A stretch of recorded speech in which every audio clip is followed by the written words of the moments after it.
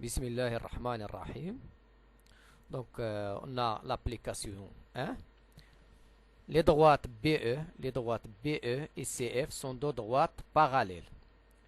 La droite GH coupe CF en D et BE en A. Déterminer la mesure de l'angle ADF. L'angle ADF. Et déduire la mesure de l'angle CDA. Donc, pour résoudre les deux questions, on applique la propriété 1. La propriété 1.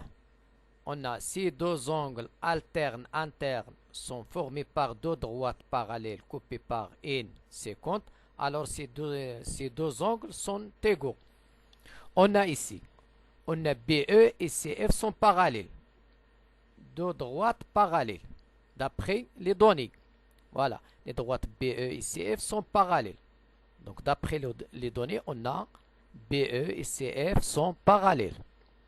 Deux droites parallèles, coupées par une séquente. Les deux droites BE et CF coupées par une séquente GH. La droite GH coupe BE en A et CF en D. Donc on a deux droites parallèles BE et CF coupées par une droite GH. Alors ces deux angles sont égaux. Les angles alternes. Donc d'après la figure, on a ADF et BAD sont deux angles alternes internes. Donc, d'après sa propriété, on déduit que BAD est égal à ADF. On a donc BE est parallèle à CF et GH, la séquence de BE et CF. Donc, elles forment deux angles alternes de même mesure. Deux angles BAD et FDA de même mesure.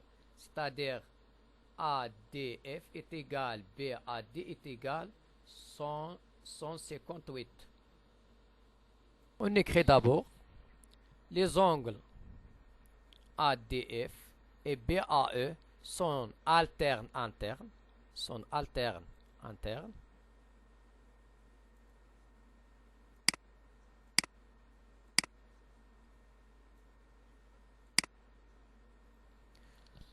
Sont alternes par rapport au parallèle BE et CF coupé par la séquence AD. La séquence AD ou GH. Donc ADF est égal BAE. ADF est égal BAE est égal 158, c'est-à-dire ADF est égal 158. Déduire la mesure de l'angle CDA. On a CDA et ADF sont deux angles supplémentaires, c'est-à-dire CDA plus ADF est égal 180 degrés. De on déduit que CDA est égal quoi? Est égal 180 moins la mesure de ADF moins 158. On trouve alors CDA est égal 158.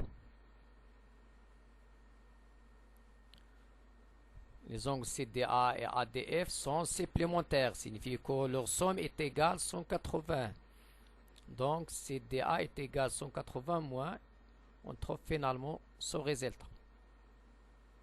Pour la réciproque de la propriété 1, ces deux droites coupées par une séquente forment deux angles alternes égaux, alors ces droites sont parallèles.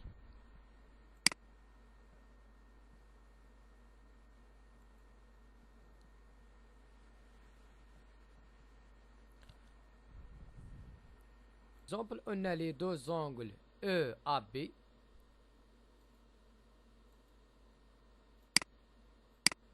OAB et ABF sont deux angles alternes.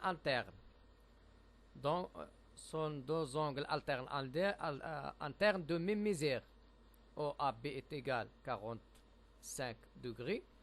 On a aussi ABF est égal à 45 degrés. Alors, les deux droites, dans ce cas, on dit que les deux droites D et D' coupées par la séquente delta sont parallèles. Donc, voilà la réciproque de la propriété 1. Si on a deux angles alternes internes égaux, alors D et D' sont parallèles. Pour l'application, dans le cas suivant, expliquez pourquoi les droites D et D' sont parallèles.